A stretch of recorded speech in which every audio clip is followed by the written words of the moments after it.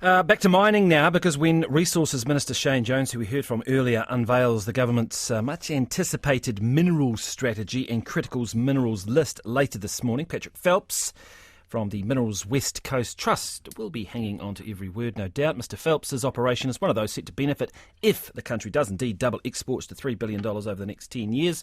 He joins us now. Good morning, Patrick. Good morning to you and your listeners. All right, what is it you are wanting from this minerals strategy that will help boost your industry? I think one of the most encouraging things, and we've already seen it so far with the draft strategy that was put out last year for consultation, is the goal of boosting mineral exports to $2 billion. That was what was in the draft strategy. I heard the Minister on your show earlier this morning allude to the fact that that might be $2.5 or $3 billion. And really what that sets out is that this is a government that wants to grow the mining industry. So I think as a bit of guiding, as a guiding North Star, if you like, that's quite an important goal, because that enables all the other reform that should hopefully flow from that. Is that realistic? Is it realistic, these 37 or 35 minerals or whatever it is, that we're suddenly going to find something that's a rare metal that'll, be part of a cell phone and make us all rich?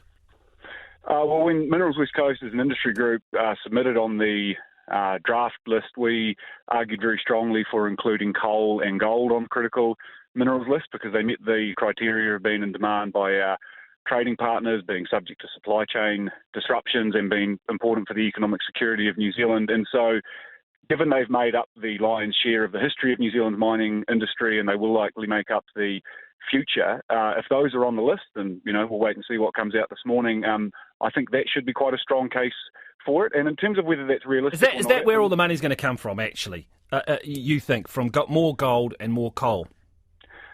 That's what New Zealand is most prospective for at the moment. I mean, we fundamentally don't get to determine what's in the ground or what can be economically produced. That's an equation that involves geology, consumer demand, estimations on the viability of certain resources, and there are other minerals that are prospective in New Zealand that I think will be developed in future, but ultimately that will expand the industry. And as you asked, is that realistic? At the moment, New Zealand's annual exports from mining are about $1 billion per annum. If we were to have, even just a few more large mines in this country, I think we'd very easily hit that $2 billion a year target. Gold and coal obviously do have a footprint, an environmental footprint, and a lot of this debate, it seems to me, is about social licence. Shane Jones is trying to argue and convince the New Zealand public that we need to be prepared to perhaps have more environmental damage or put some species under some risk perhaps because we need economic growth. I mean, is that realistic that you can convince New Zealanders that that is in fact a price that's worth paying? I think that idea that there's a price that's worth paying, that it's either money or the environment or mining or the environment, I actually think that's a false dichotomy. If you look at the overall physical footprint of mining within New Zealand, it's very, very small, fractions of a percentage point on either public conservation land or the wider New Zealand landmass. But when you look at what that can enable, when, as the Minister alluded to before, the biggest threat to New Zealand's native biodiversity is introduced pests and predators. I heard an item on your program earlier about developments with pest control, but ultimately the Department of Conservation's budget under any government, red or blue or any other tinges of coalition partners, has never been more than 0.5% of Crown. I understand your point, but a big thrust here, and a point that Shane Jones has been hammering, is this idea that we need to use more of the DOC estate. Now, albeit that is the stewardship land, which a lot of it has not been reclassified, but we know a lot of it may well be, heritage or very important landscapes. So that there is that issue there of whether New Zealanders want or are prepared to perhaps sacrifice some of that and our clean green image and that landscape for more mining. There's a trade-off, isn't there? There is, but again, we get to decide what that trade-off is, just as we sort of get to decide where the tackle line is within a game of rugby.